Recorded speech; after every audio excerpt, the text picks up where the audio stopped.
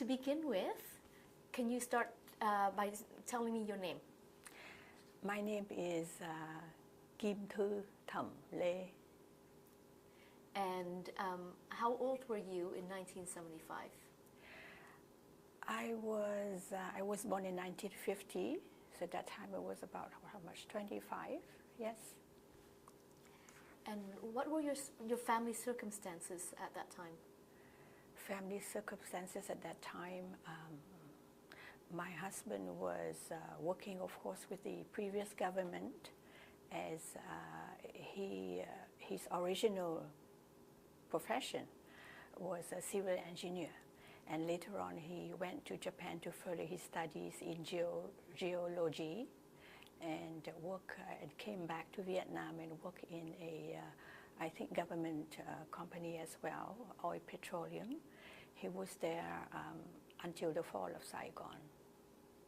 You were living in Saigon at the time? Yes, we were living right in Saigon, and our house was, his house actually was near Cửa Bắc Chợ Bến Thành, very central of Saigon. And did you have a child? Did you have children? Yes, our son at that time, he was born in 1973. So when we left the country, he was about almost 6. Mm-hmm. And what did you do for work? I taught English for the adult at a very beginner's level. And in addition, I love flower arrangement, so I studied Japanese flower arrangement, ikebana, in Singapore. Oh, tell me about your time in Singapore. Yes, and why we ended up in Singapore. Our father was working with the consulate of Vietnam, so he was posted to each country, and there we were posted. I thought we were at 1964, and we returned to Vietnam in 1970. So I think during my teenager life, I was there. You lived in Singapore? In Singapore. With your father? With my family, my father, my mom, and my sisters. This was before you got married? Yes, absolutely, before I got married, yes. And that was how you knew English? Yes, that was how I knew English. We studied English, and when I was younger, very lucky that our parents put us to a French school from classe maternelle. So from there, and the first school I went to was École Lamartine, which is near the zoo of Saigon. And the second school was the people call the Red School, the École La Colette. And then after that, secondary school, my sister and I both trying to get into Marie Curie, the French school, but I was so smart, so I failed. I didn't get to, so I had to register into the nun school, French, of course, the Vietnamese nun, but they taught French. So from there, both French and English, and then going to Singapore, then I already knew English. So I was there for a good 4 or 5 years, and when I was about almost going to university, then my father's post ended. Then we had to return to Vietnam, and he suggested that you girls stay behind and continue with your education. But I think I was the person who opposed, who said, no, we're going home with Dad. Who is going to cook for you? Who will look after you? So we returned, and if it's not, then we'll end up in Singapore until today. So that's why I knew English. So in 75, you were 25 years old, you were married, you had a son? Mm-hmm. Yes, a son. And my husband worked and I worked, part-time, of course, but we enjoyed life, and never thought that life is so short. I mean, married in 1971. In 1975, we were apart. And when our son was so young, his father left, and he didn't know a thing. He was about a year old. So when his father was released from the camp, he was three and a half or so. So it was very painful, alone with mother and son, and lucky that I moved back to stay with my parents. So with the help, I thought at that time, we can only rely on my parents, because his parents, everybody went abroad. They left during the war or before the war. So very lucky that I got my parents, and we relied on them. What happened to your what happened to your husband at the fall of Saigon? What happened is that not only him, but I thought every former civil servants or military officials or people who associated or work for the former government were sent to, you call, labor camps or re-education camp. And while at home, their families were struggling with employment, struggling with education, no access, and a lot of people are even not requisited by the government. So we see it with uncertainty in the future. And so he was sent to re-education camp. How long was he away for? He was gone for 33 months. And can you believe it? And we are allowed to visit him only once a year, and without bringing nourished food. Anything is so simple, but nothing too Americanized. How far away was the camp? It was, further away from Saigon. I think the first location was Long Khánh for a while, and they transferred them to, I think, Bù Đăng or Bù Gia Mập. I think locations where you see people who live in a mountain, then very far away. It takes, I remember it took like from early morning, we didn't reach there until late evening. So once a year we visited our loved one, and he lost about 20 kilos. I cannot recognize him, just staying in front of me. And I was just looking, where's my husband? And he recognized me, in fact. And then he called my name, Thu, and then with a smile, and I just burst to tears. I cannot hold my tears. And he said, please, don't cry, because you do that, I will get into trouble. I said, I didn't care. Tell them this is my loved one. I didn't care. I'm willing to speak to them. So just like that, he lost 20 kilos. But fortunately that with his profession as a civil engineer, so I think also God looked upon us. He didn't have to do a lot of labor work, but he stayed behind, and they asked him to construct houses, to construct beds and whatever for the, I should call the prisoners.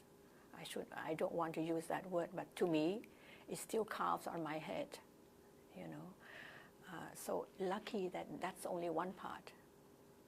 And knock on wood, he hasn't been ill. A lot of people came back with rashes everywhere and very ill, and was released, but not for a while. We heard that they passed away. So each time we ladies that has husband who went away, they say, oh, so-and-so got released, and then the other one would say, don't overjoy yet. This is people who are very ill, then they release and they don't last. So 33 months, at first they give him a short visit home. So I heard that again, a lot of rumors that when you see people are released to visit home, it's a good sign. So then not too long, they released home, and they employed him again, not in the same field, but at least he had a job with them. But in the back of our mind, I think we say that we have to sustain our strength in order to gain more strength to think of the escape from the country, right? But we live at that time, we live with our life continually with disheartened, with frustration.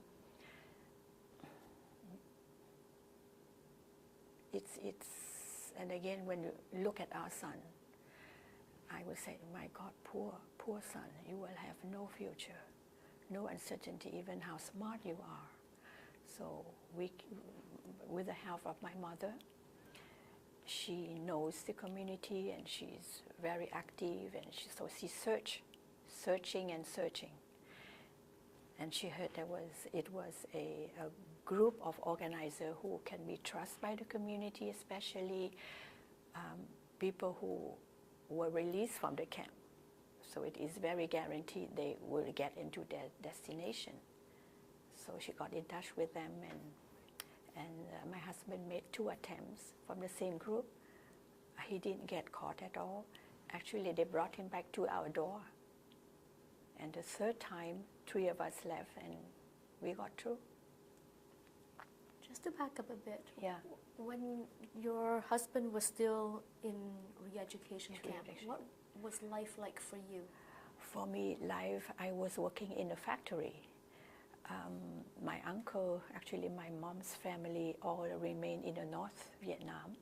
So when the fall of Saigon, they came into Saigon to see how we are doing, and they were so devastated. So sad that we still remained here. They can't believe it. They think that I thought your family must be gone.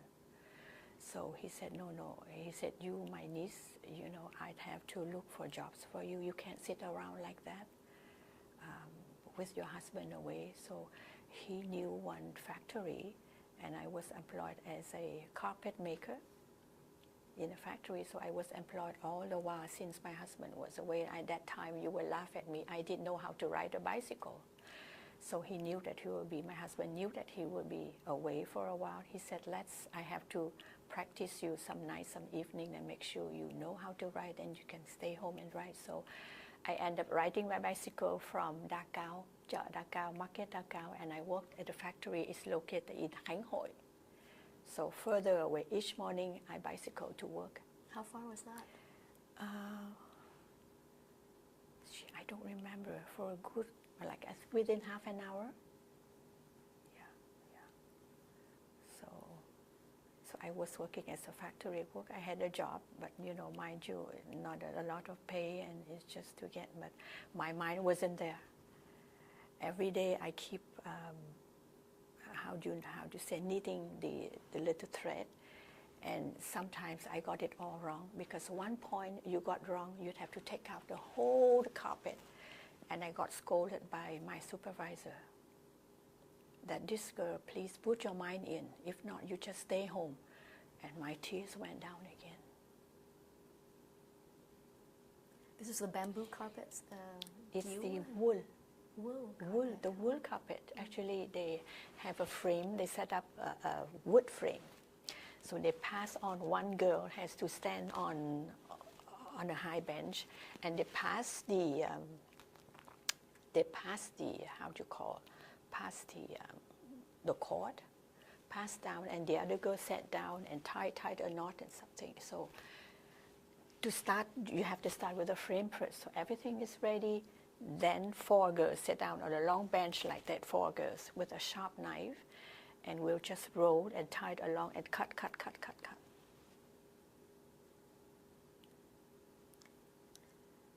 So that was my life after 75.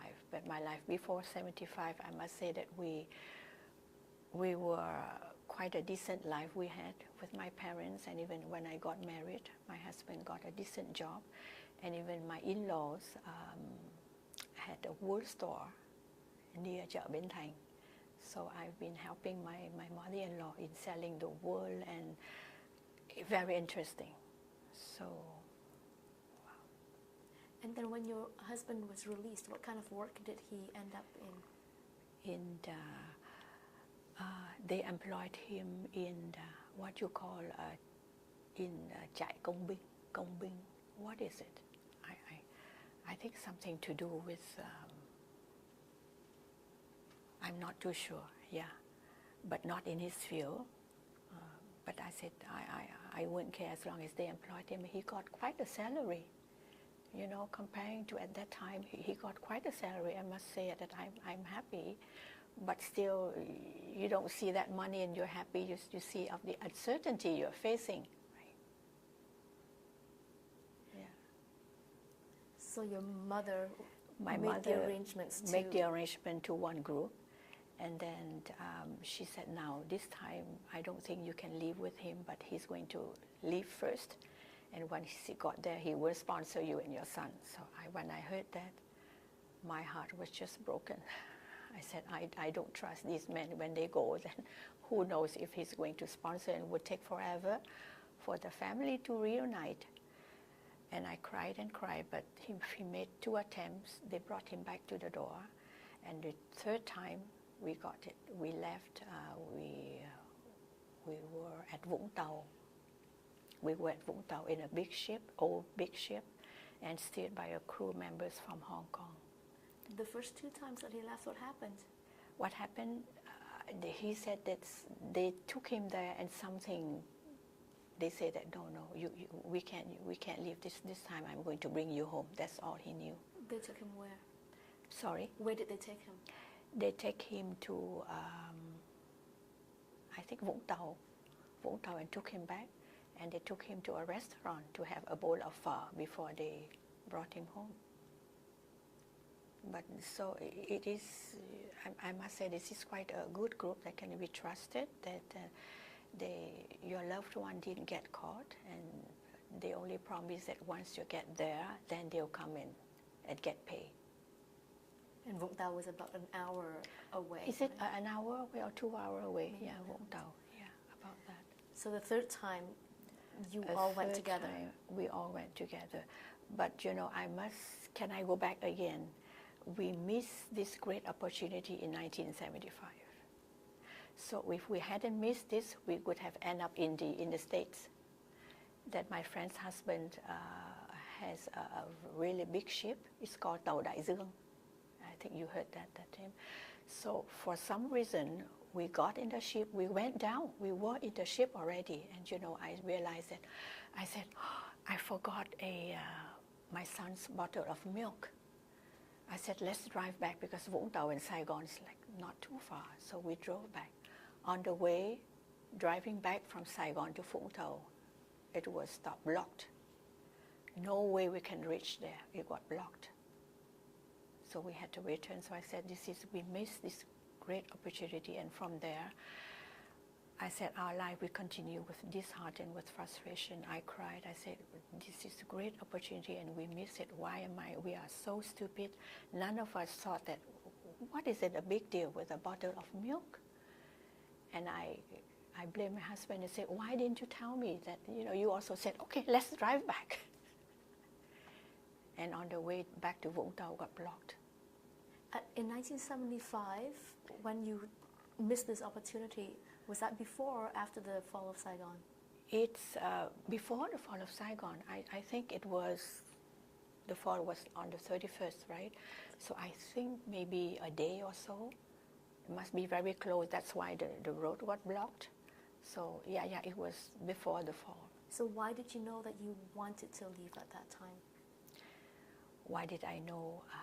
Actually, I was young, right? I didn't know, but our parents, the older ones, right? So they keep saying that what about the new regime?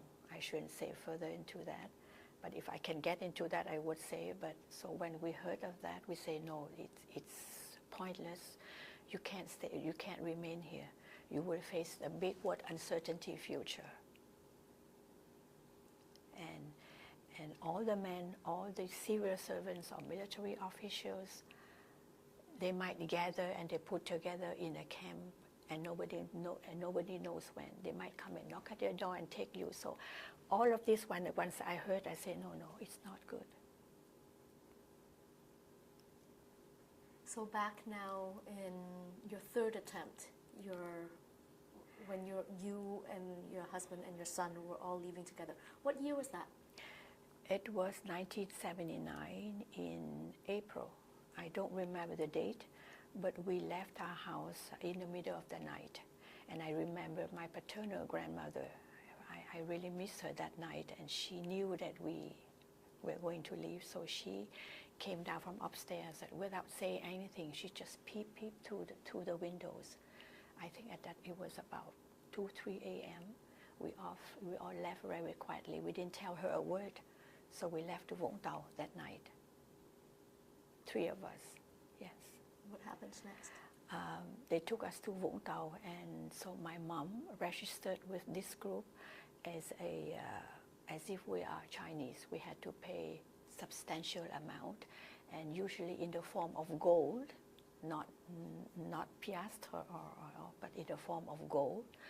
So this group really say that it is guaranteed, so we paid quite, like I said, substantial amount, but finally we got it. My mom said, no, you guys, you better take this group because it's guaranteed. And I should step one step further, that my sister at that time, she wanted to, well, my mom planned for her to leave at the same time with us. But my mom said, this is too expensive. You're going to stay behind, let your brother-in-law and your sister, because he is the most important people. Because if he didn't get through, he will face huge consequence. So she stayed behind and she left after us. But I will continue with her story afterwards. Can you explain why you had to go with the Chinese group? At that time, it was so popular, and the military officials at that time, they wanted to, how should I say, chase away the Chinese out of the country. So we had to register and disguise and took our name, all family name, last name into Chinese. And at one point, my mom even told me that you better cut your hair and roll it in the freezer, curly, so you don't look, because Chinese people, they don't make like a chignon like you. So cut your hair and tell your son to just whisper when he called mom and dad. So. And to leave on a boat as an ethnic Chinese at the time, yeah, people had to pay the government. Had to pay the government. I believe so. There is some relation, because if they are not in collaboration, I think then the group might break, and you'll be caught back in prison. You'll be retained in custody. So I think there must be some relation between the government and some group. So we got through. And you could leave with government approval. Yeah. So tell me about your boat. The boat is not even 20 meters long. It's a ship. I remember there are numerous people on the deck, but we were in the bottom. So not even 20 meters long, and steered by the Hong Kong crew members. They tried to carry oil into Vietnam, and at that time they'll take advantage and take people. So I heard that it can only carry 800 people, but the total number went up to 1,000, almost 1,200. So you can see the overload, like this, once people, could you move to the left, because the ship is getting overload, and people would toss away some of your belongings. So in the end, you will see each of us has only one piece of clothing remain on us. That's it, and you wear it for how many weeks we were on the boat, and how dirty it was, that you throw your belongings. But lucky that my husband still has a watch on his hand, and later on, when we came up to the Hainan Island, he had to sell that in order to feed ourselves. Tell me how you ended up in Hainan Island. Now, en route, while at sea, I heard there was a lady who was very ill, and she passed away. So her corpse had to be thrown at sea.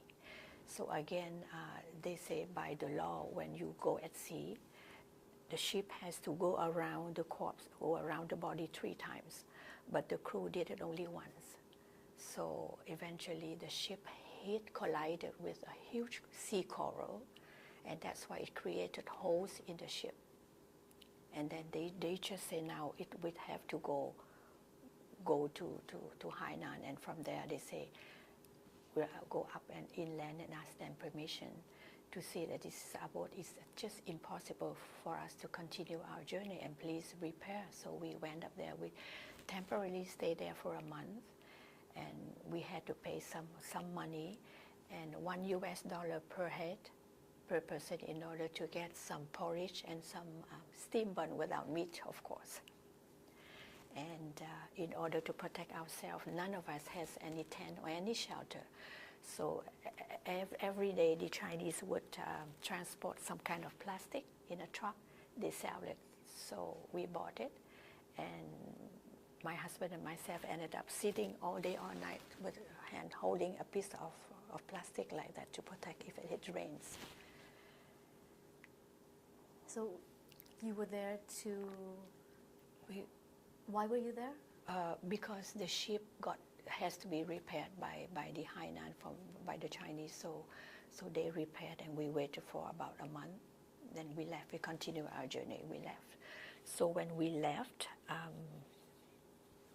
the crew, the Vietnamese crew said that, now don't you worry, we're going to go straight away to Hong Kong.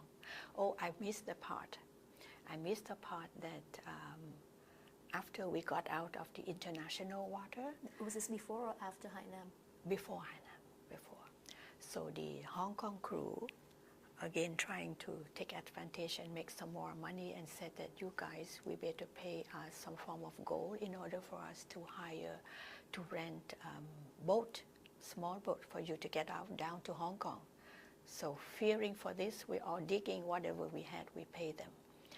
But I think the same night or so, or the night after, in the middle of the night, people who were on the deck, they saw them going down, and there was some small boat, took them, fetched them going away, and they left us. They destroyed the compass, they destroyed everything, so that I think the intention is to leave us abandoned right in the middle of the sea.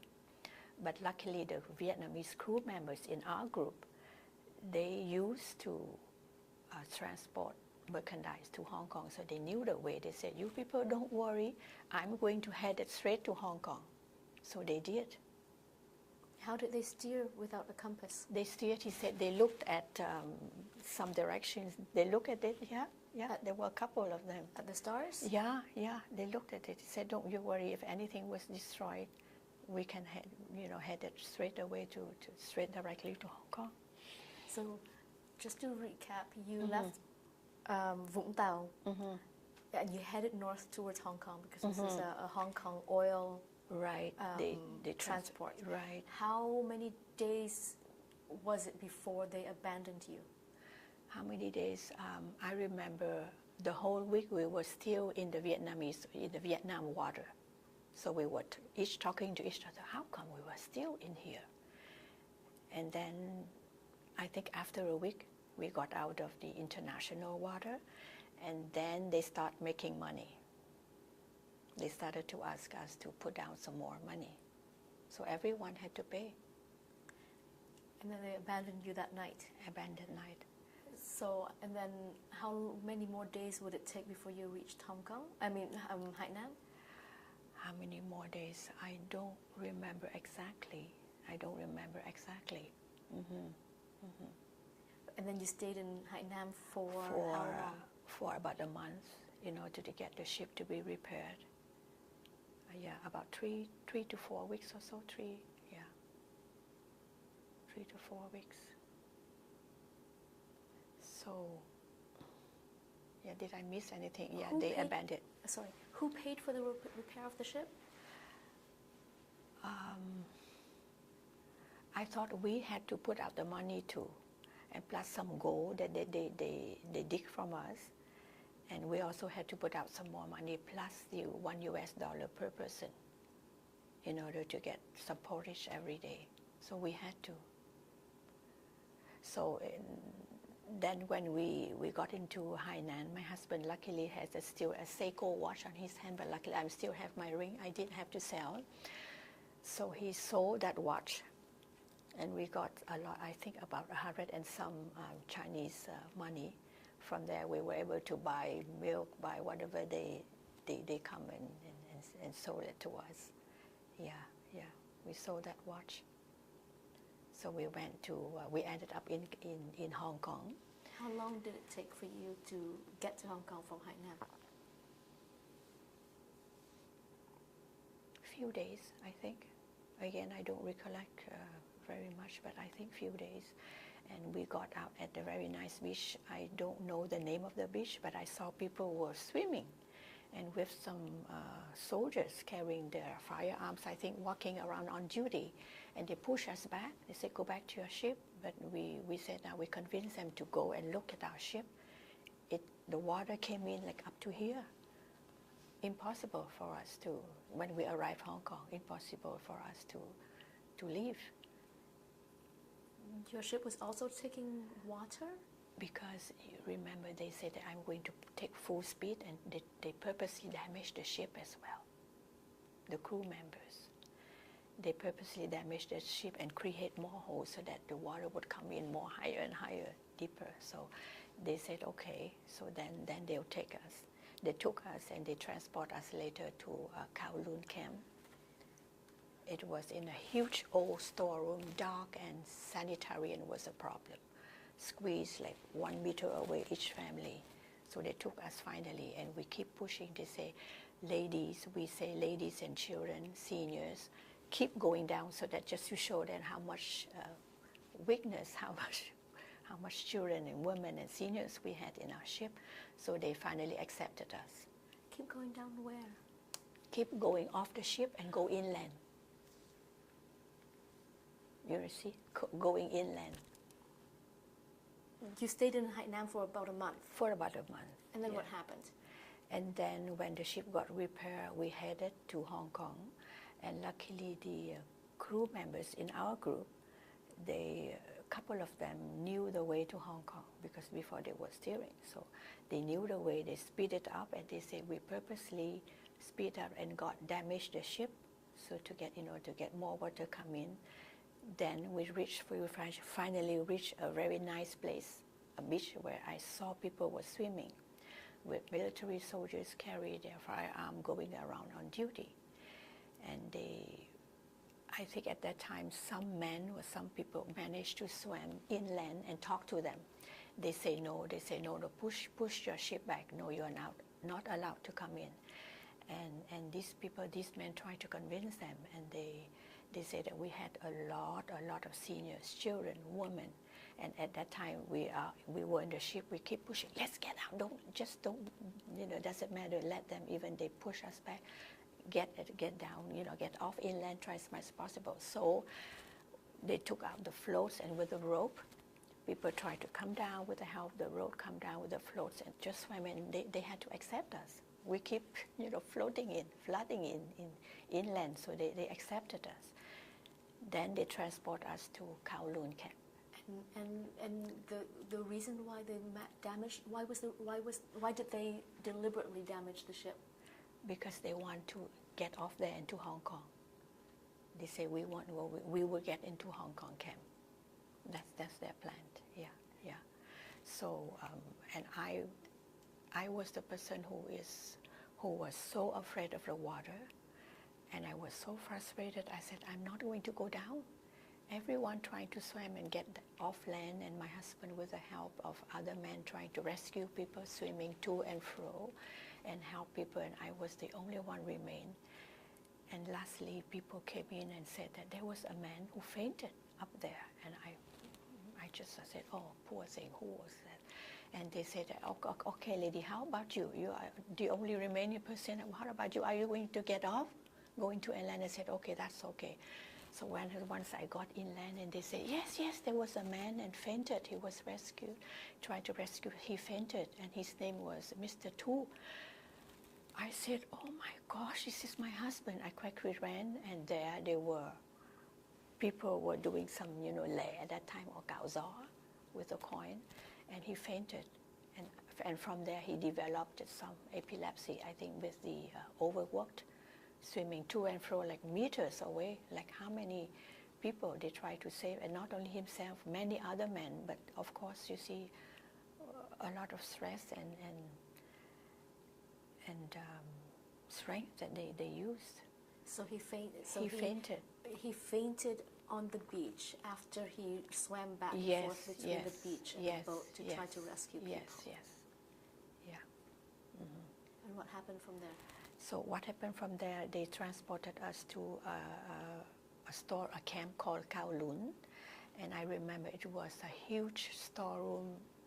Sanitarian was a problem, dark, and each of us, no matter how many members of the family, you are allowed a small square like that, and you can't lie. You can't. You're just sitting like this, sleeping, and about bathing and sanitarian line up in order for you to wait. And I remember one time I asked the permission of the guardian of the store, of the camp. He said, "It's not your turn yet. It's not time yet. You can't go to the washroom." How am I going to hold until? So that was another huge problem. And one time I remember my husband got punished because they went around and trying to see how are people behaving, how are people doing, and they say, and he was so tired, he tried to half lie like this, and he got punished. They made him stood up like for an hour or so. Was this how big was this was a refugee camp that you were at? Yes, how big? How long ago had it been established? I didn't ask. It was around when you arrived. It was around, yeah. I heard from people that it used to be a storeroom, very old storeroom. And then we stayed there for not a few days. They transport us to another camp called Kai Tak, where they have much better steel storeroom, steel roof, aluminum roof, and bunk beds. So each family was assigned one bunk bed. So my family composed of 3, we had one level. And then another level, you see another family. So food was distributed accordingly. And the first time, I must laugh, the first time I saw a piece of sandwich, and I said, "Oh my God, the sandwich, the bread is so white, I'm going to save and I'll keep it. I'm not going to," I keep looking at it. So people are exchanging. They say, if you save 5 or 6 these pieces of sandwich, you can exchange into a can of condensed milk. So we did that a few times in order to get some milk for my son. But healthcare is also another problem. They don't seem to trust when you say that you need medication. One time my son got so high fever, and he lied down, and I went to the office and I said, if I can have some medicine. And the lady didn't believe. She said, "Take me to my house and take me to your house, and I'll see how is his condition." Then once she believed, then we got the medication. And it was hot, noisy, and you name it, all these conditions. Line up again for water, line up for food. But it wasn't so bad as the first Kowloon, the first camp.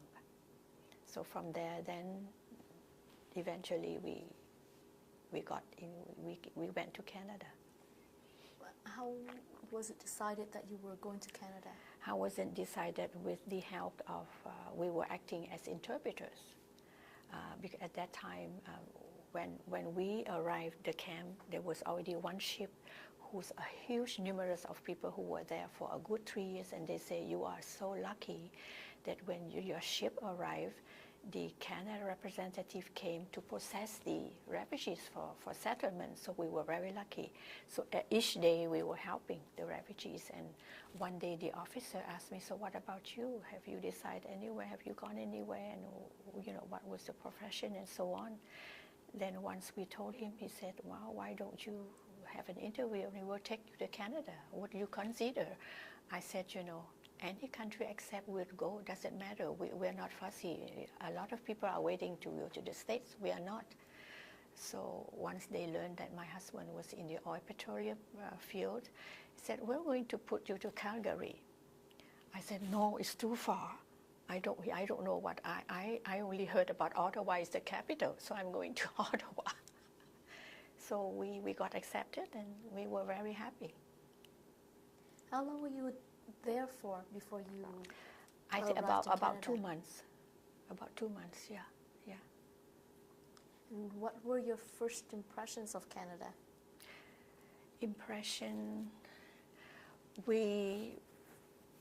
I don't remember when we were in the camp. We saw a bit of films, of like documentary film talking about Canada with all the snow, and of course we weren't experienced to be under the snow, but we had experience going abroad, so that's better. We spoke the language, so, and you know, one thing that's quite frustrating, that we thought that we would be employed right away,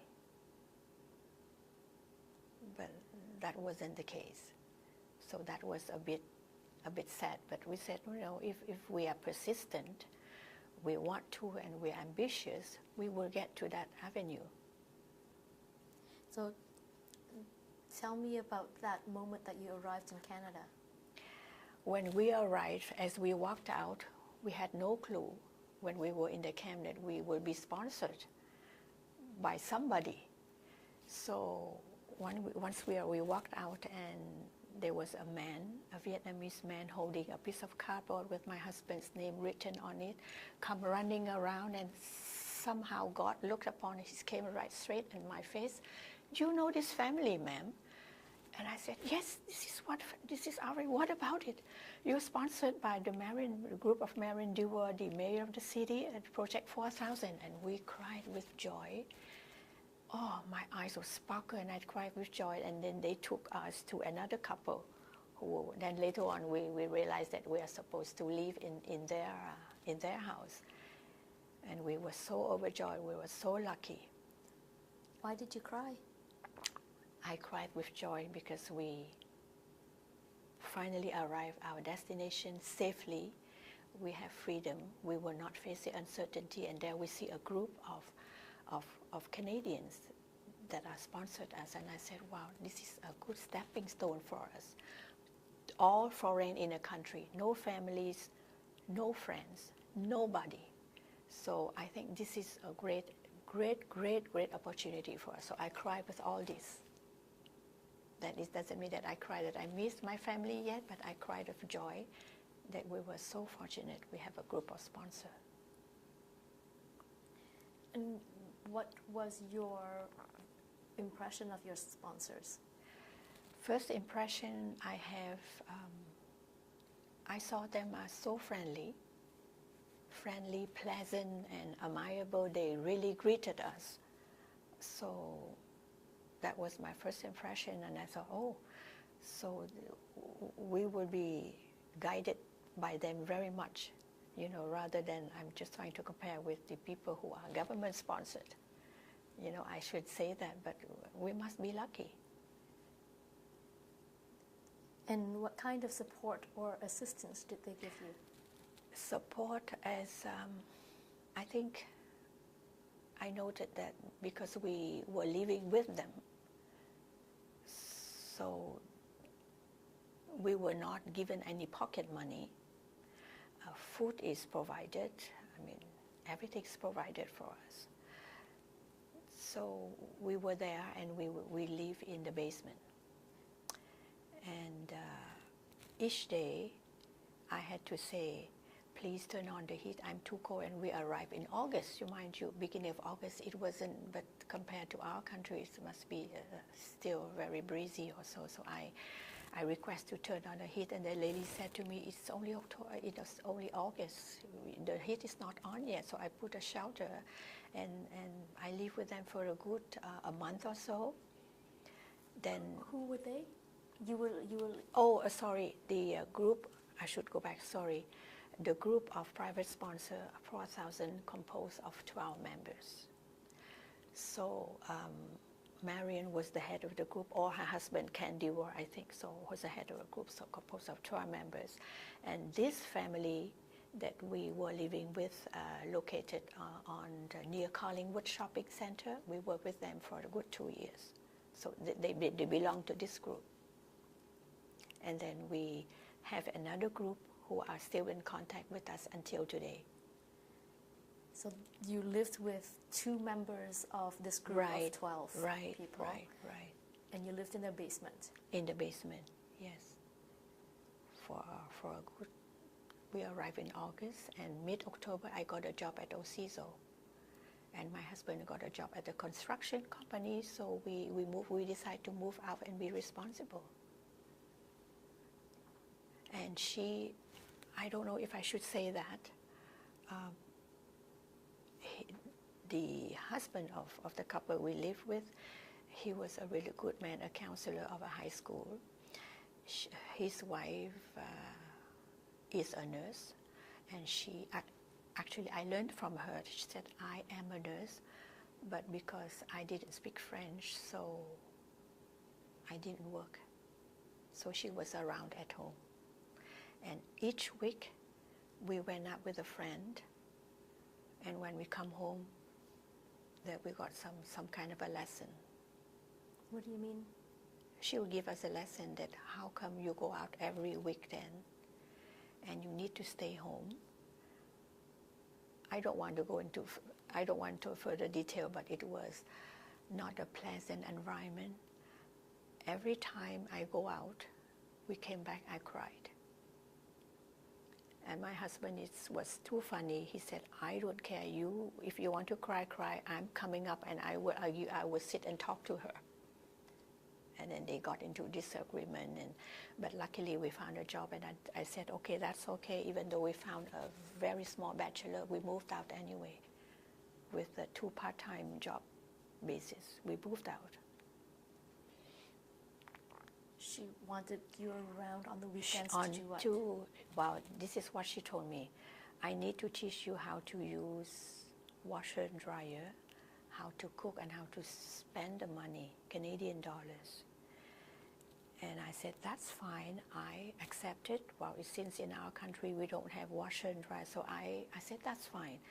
But spending the money and budgeting, I mean, I'm sorry, I was married prior to coming to Canada, so I'm not crazy to earn $1 and spend $1.50. So it wasn't agreeable to me, so that's why it makes me more upset. And when we worked, she wanted the first check to hand it to her, my husband's first paycheck. So I don't recall if he gave it to her, but I cried again. It's just, I cried and cried. I can't say anything. So I didn't want to go further, but later years, I think about 10 years ago, we met them on Collingwood shopping, and it was surprisingly, it was completely different. Very friendly, very nice. So we talked. I mean, if she talks, and then I came to her, I kiss her and hold her, and as if nothing has happened in the past. So she talks and smiles, and so we talked. We talked, and then she passed away just a year before I retired. And her husband called me at work and left a message for me saying that his wife passed away. And I called him back, saying our condolence and talked to him.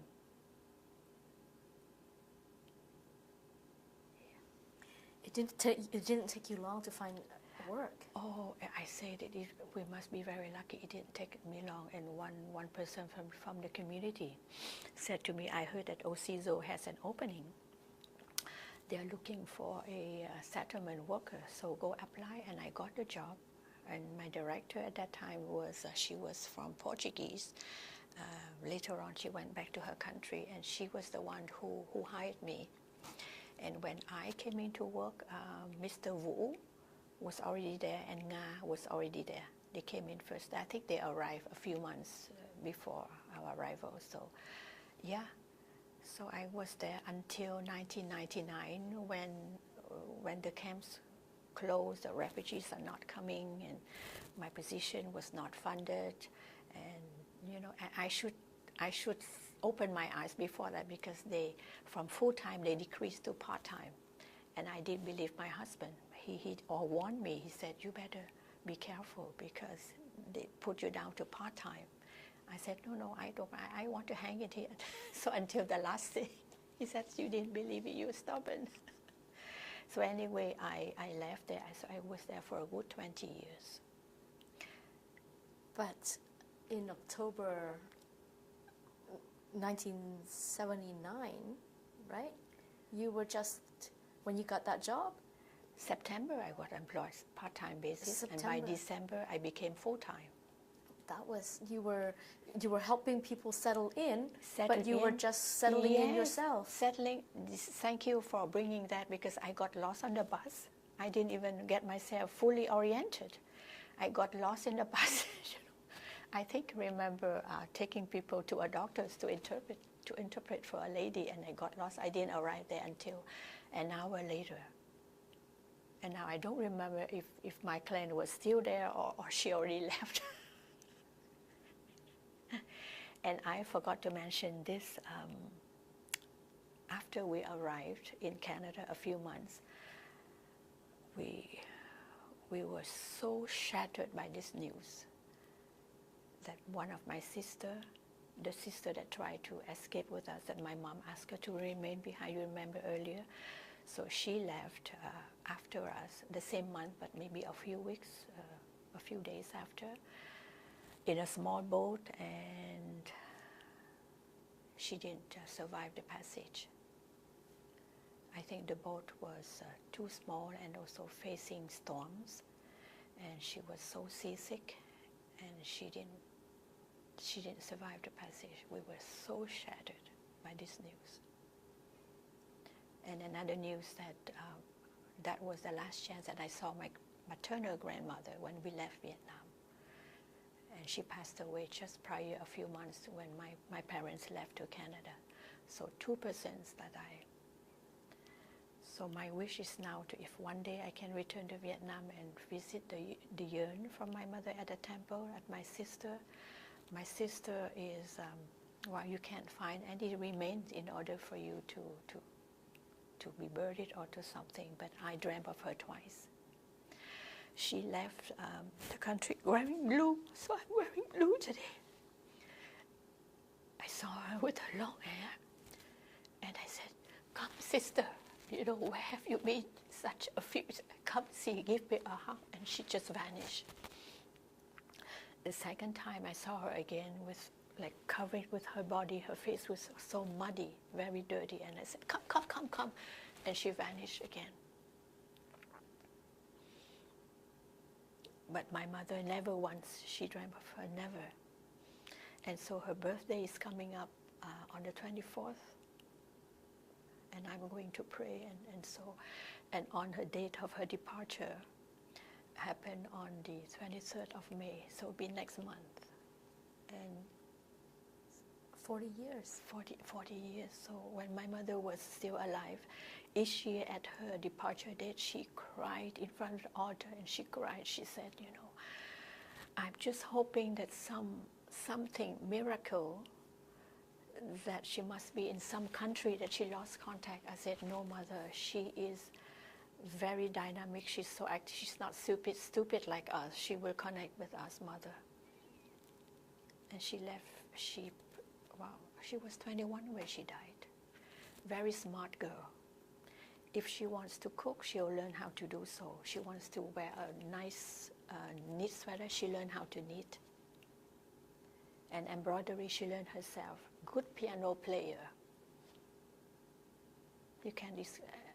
I have no words to describe her, how smart she was. And again, a prettiest girls in the family as well.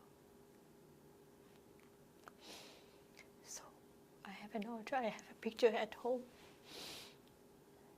She's the second younger sister, and I should add this too. She and my younger sister made 2 attempts, and each time they left, well, they lost the money too. My mom had to, but they were in the prison, they got caught. So the third time, when she left, she was on forever. But she was by herself. She was by not herself. With her other sister. Yeah. The third time, she didn't live with my youngest. And had she, later on, I said, had she been so patiently waiting for our sponsorship, she would have fly with my parents and my sisters. So when we got the 2 part-time jobs, and I thought right away about putting an application to sponsor my parents. And luckily that we met Canada immigration's requirement, financial requirement, even with part-time job at that time. I mean, it was so easy. So my younger sister was only, I think, still not reaching the age of 18 or 19 yet. So we made an application, and I asked my paternal grandmother. I said, "You want to come? I'm going to apply, and you can come with my parents and my sister and my brother-in-law." She said, "No, you guys go. I remained here, and I will try to go into the temple and live with the nun." And I cried and said, "Grandmother, why do you do that? Why do we have to go to the temple?" So 3 years later, my parents came with my sisters and my brother-in-law and my little niece, my niece is now 40 years old. So this unfortunate sister, had she been waiting for another couple of years, she would have been, And she said many times to my mom, "You see, Mom, everybody trying to escape, they reach their destination, and why did you trying to stop me?" Even my sister, see, now she arrived. She's in Hong Kong. My mom said, "I can't stand. She nagged me every day." She said, "I would rather die than staying here and facing them."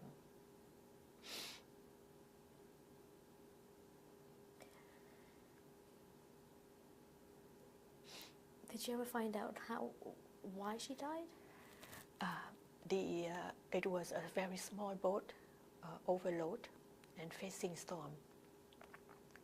And she was so seasick, and at that time, people trying to jump one another, trying to rescue their life, right? So nobody was going to help her. I think she just must be lying like that. So she just died with the boat. Did the other passengers get rescued? Yeah, that's why my mom knew about it. There was one lady who had a child, and somehow she got in touch with my mother. She came into our house and described with my mother, and my mother said, "This is exactly my daughter." So the lady said, "I remember your daughter. She had a blue Ao Baba, and when she was healthy, she used to help me holding to my baby and feed my baby. She was helping a lot, but later on I saw her keep taking those medications. She was so seasick, vomiting. So I think she was so sick that she can't help herself." And my family knew about it. They didn't tell me anything until I arrived, and they let me quite settle down. Then they spread this news. So that boat, there was a storm, and then that boat got rescued? Got rescued by, later on, got rescued by the Germany people, I think. That's why, but got rescued, yeah. That's how you found out. I'm trying to think if I miss anything. Yeah, my sister sponsored my parents, and there was a person who died at sea. Yeah, I think. How did your husband find work? It was, I think, again through this 12-member sponsorship group that they recommend to a company called Coeurs Construction. I have the picture that I'll show you later on. So he got a job there for a few months, and I think the contract ended, and he found some job working in the greenhouse for fine flowers at that time. Now they closed down the business, but working as in the greenhouse, transplant bonsai into something else. But he's got quite a talented. So he tried to show that how much experience he has, but he did show to them. So he worked there for a while. Then he found another job in the carpentry field. And he has his finger thumb, work in the carpentry. And he said, no, it's enough. I'm going to go back to school. I said, okay, I keep on my job with OCISO. I'm still with OCISO. So once I said, okay, one person have full-time job, you go back to school. So he went back, he took stationary engineer, taking care of the refrigeration, boiler, and maintenance of the Montebello. So he ended up with a job there for a good over 20 years. And he didn't retire until I finished my BSW, until I got the job, then he retired. So he was 68 at that time. And I was worried, I said, financially, if I go back to school, how are we going to survive with one salary? He said, don't you worry, I will keep on working. I'm not retired at 65. And don't worry, just focus on your work. And then until you find a job, I'll retire. So I said, okay, if you say that, I have a peace of mind. I'll just focus on my books, and that's it. So you went back to school? Yes, I went back to school when I left OCISO because I loved the field. I said, how am I going to be in this field of social work? And each day I keep looking at the newspaper, and my husband said to me, you know, if you love this field, you need a paper. Don't waste time looking at a paper and you don't get, so go back to school.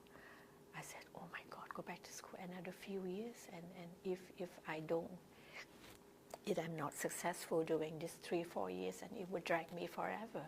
He said, no, I can assure you, I can see you, I'm confident in you. I said, you're confident? I'm not confident in myself. So I started with part-time. When I left OCISO, I got a contract with Youth Services Bureau. Again, working with, as a settlement worker, working with the youth that trying to reintegrate into the society.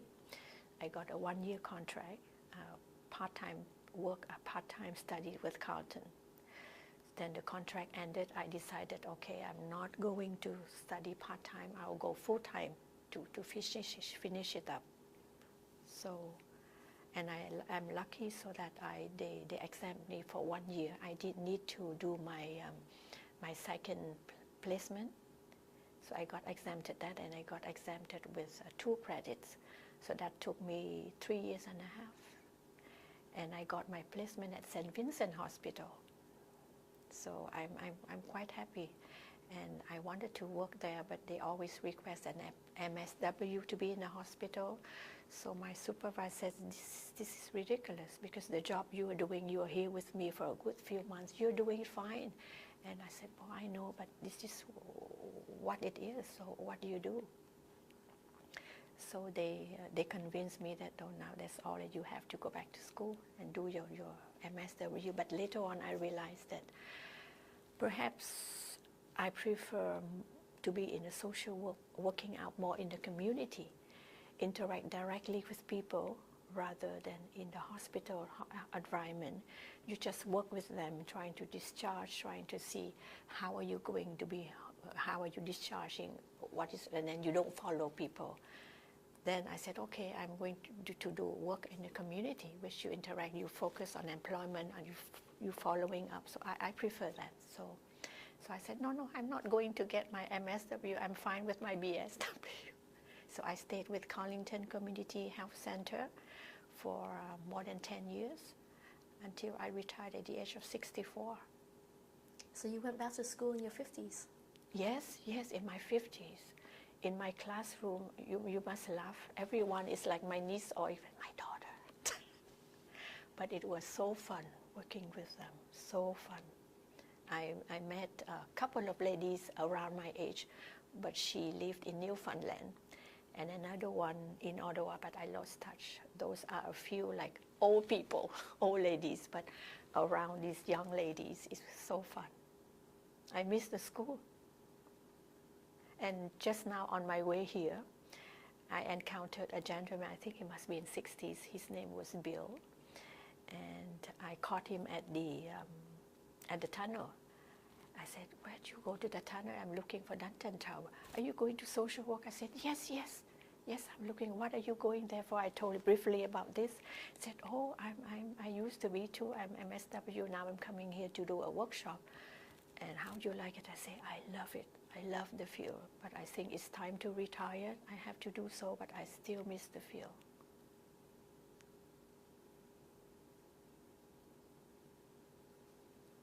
And I think, oh yeah, did you want to check how do I consider, how do I see Canada as my...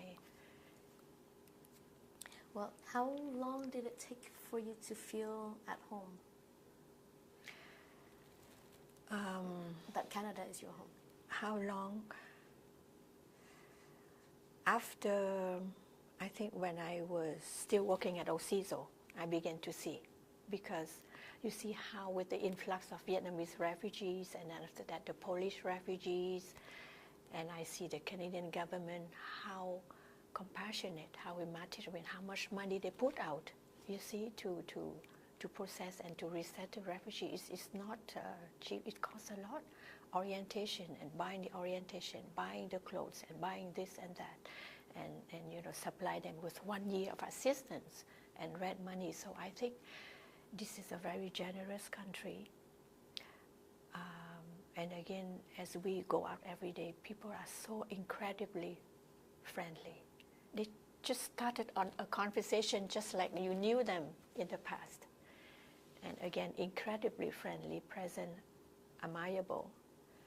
And I said, this is, we consider, and I said, we decided without any mistake that we consider Canada as our home. But I shouldn't say that again, behind my mind, in the back of my mind, I still miss our homeland, right? You can't deny that. But you have to admit here is my homeland, peaceful, freedom, and okay. But in the back of my mind, I still miss the street we used to live on, you name it, the neighbors. And still, even today, whenever we attend any community event with a national anthem, Này Công Dân ơi, I start to tremble. I shake. My body is cold. I cannot hold my tears. And I was unable to continue to finish the anthem. Even when I see the flag, our flag with the red stripe, I couldn't hold. Any event I went, I said, oh, our national anthem is going to start. And I can't. Every time, Này Công Dân ơi, I started. You still miss Vietnam? I still.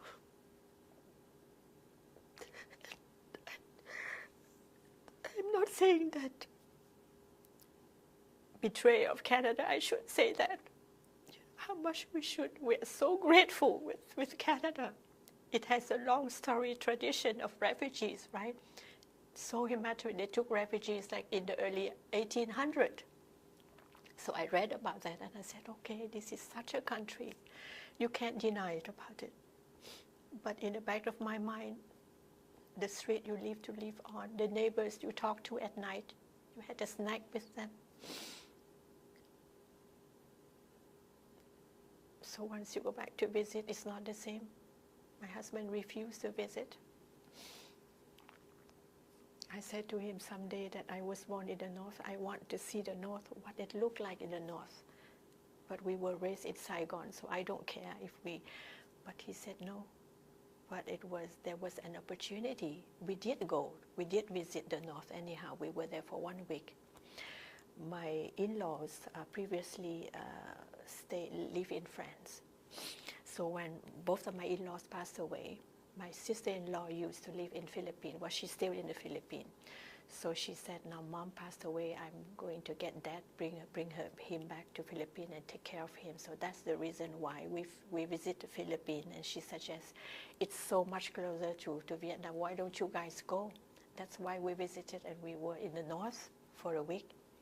And I had a chance to visit my mom's family, her sisters and my cousins, the first time. We didn't bother visiting Saigon at all, no. Because I think the more we visit, we'll miss our house, which is now not our house, which could be a big hotel or something else. So, yeah.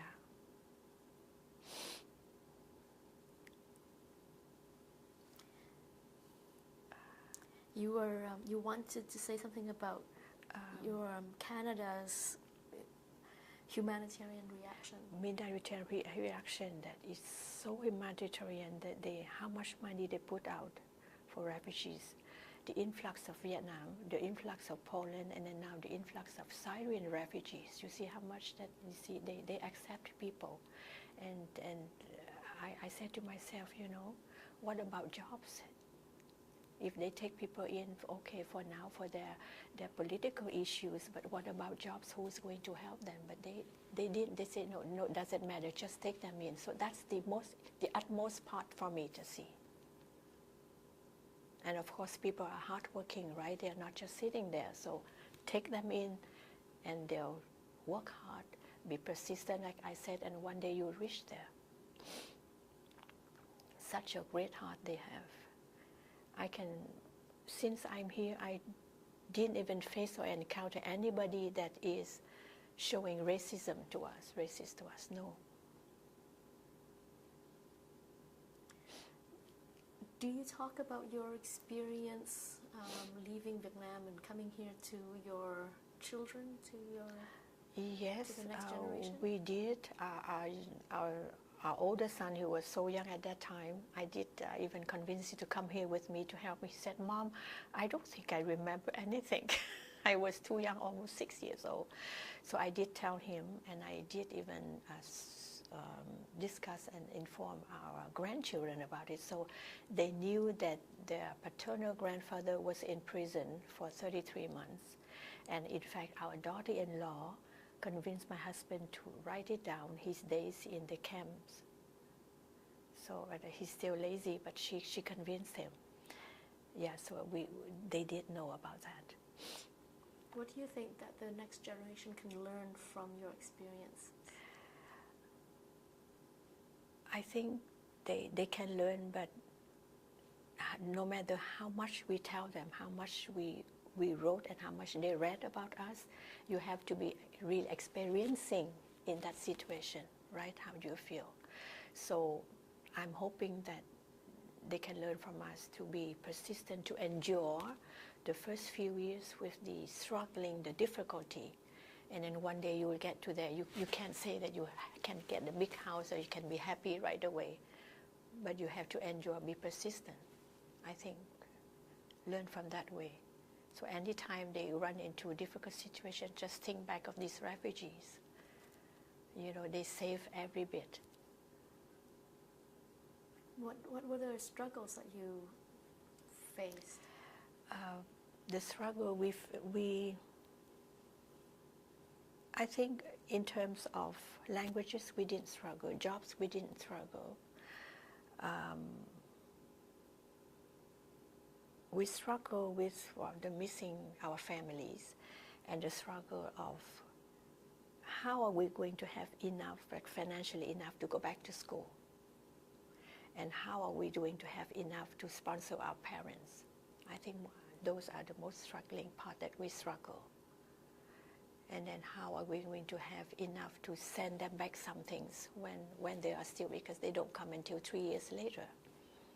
And I miss this part, I have to say, that from the newspaper that in the Citizen back then when they pictured us, one of my closest, my husband's very close friend, when they went to school with, when he read this photo, he said, oh, who's this person? He doesn't look like Vietnamese. I mean, how come they said that he works in the oil and petroleum? He had in mind my husband. He said, I only knew this guy. He works in that, perhaps him. So how in somehow he managed to get a hold of my husband? So and then I said, God must said that you know, that how come he's in Ottawa, he's in Canada, and we are here in Ottawa, Canada. They went to school with. So they knew each other, I'd say, a good 70 years ago. And each week he filled my husband's pocket with $5. He said, you need it just in case you need to get a stamp, to send a letter to your in-laws, or to get a candy for your son. Each week he filled with $5 pocket. And we're still now very grateful to his, him and his wife. And now they live in Orleans, very close to us.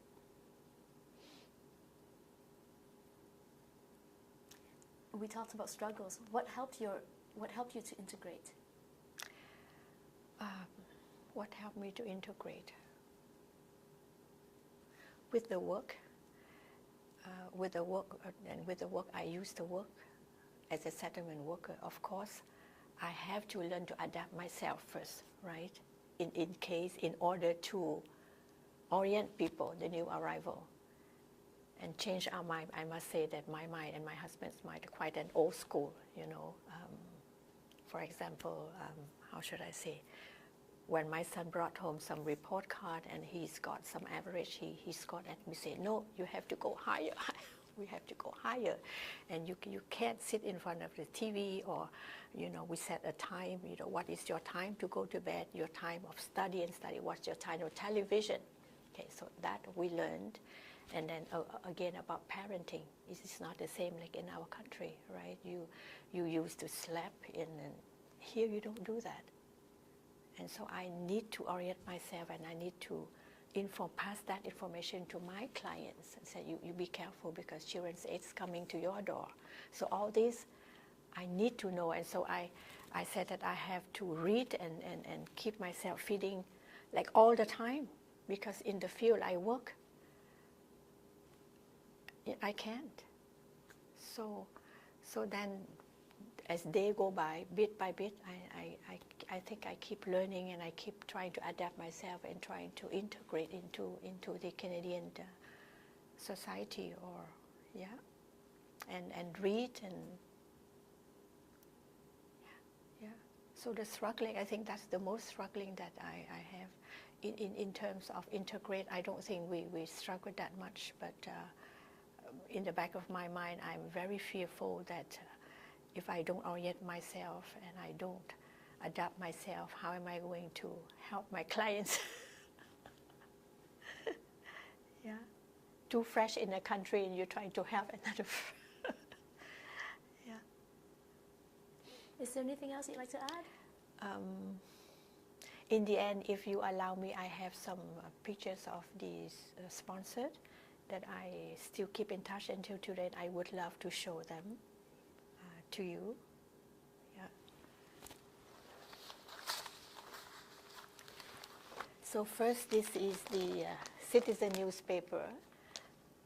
This is the couple we live with. This is the Monroe family. This is a wife.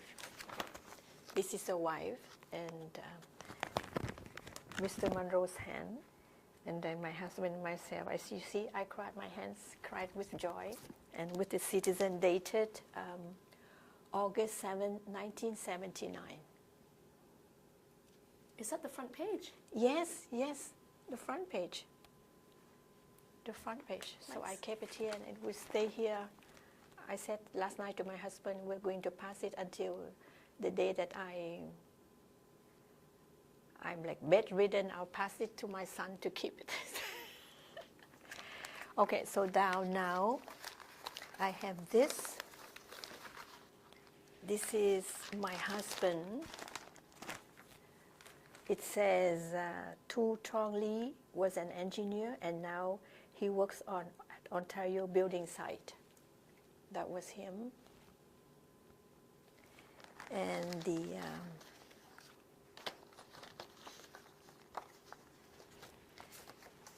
this is a very funny picture. Mr. Wu was at that time one of my supervisors, and this is my older son, 6 years, and they were playing something. That was him. He passed away. That was him.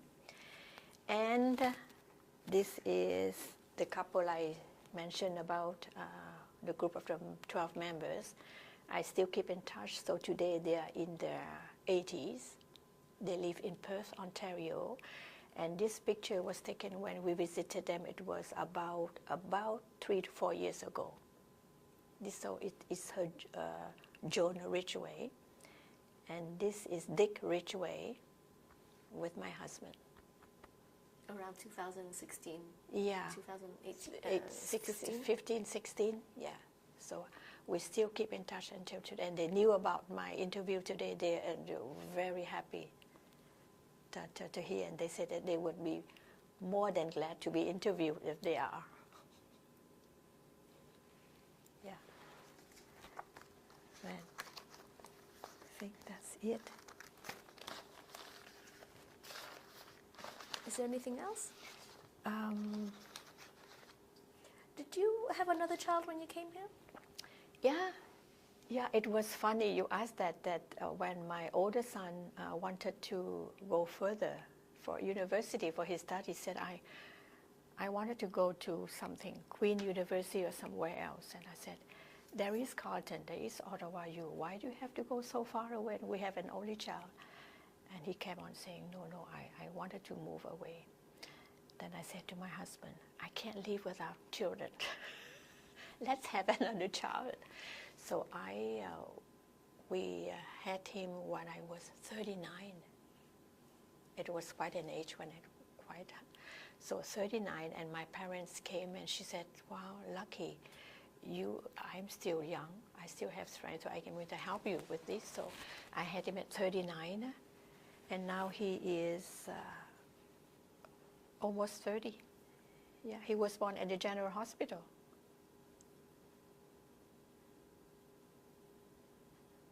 So in the end, my oldest son decided to stay anyhow. And he was a good, great helper. And at that time when I was pregnant, I was very weak. I was about 7 months and I was about to deliver. So the doctor advised me that you better take this note to your employer and stay at home right away, otherwise you're going to have a premature. So I stayed at home and put my feet up like that, and I didn't have my second one at 8 months and 3 weeks. So that was a bit better. And my oldest son was a great helper. He cooked, he came home, he said, Mom, you should stay in bed. You can't get up until you need to go to the restroom.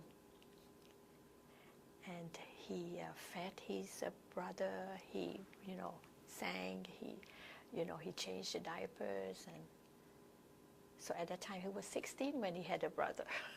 And when you went back to school, how old was your second child? He was about 11, 12. Okay. He was so sad. He said, Mom, why don't you set up a little kitchen and a restroom in your room so you don't have to go down? You stick up in your room all the time. He was a bit jealous because I had no time with him. But I decided, I said, okay, I can return to school. He's quite old enough. He's 11 and 12. But in fact, he's quite jealous. I was in my room from, morning after breakfast. I stayed in my room until 5 a.m. And I hardly see him, a bit for dinner, and that's it. I go back to my room. So yeah, he was about 11, 12.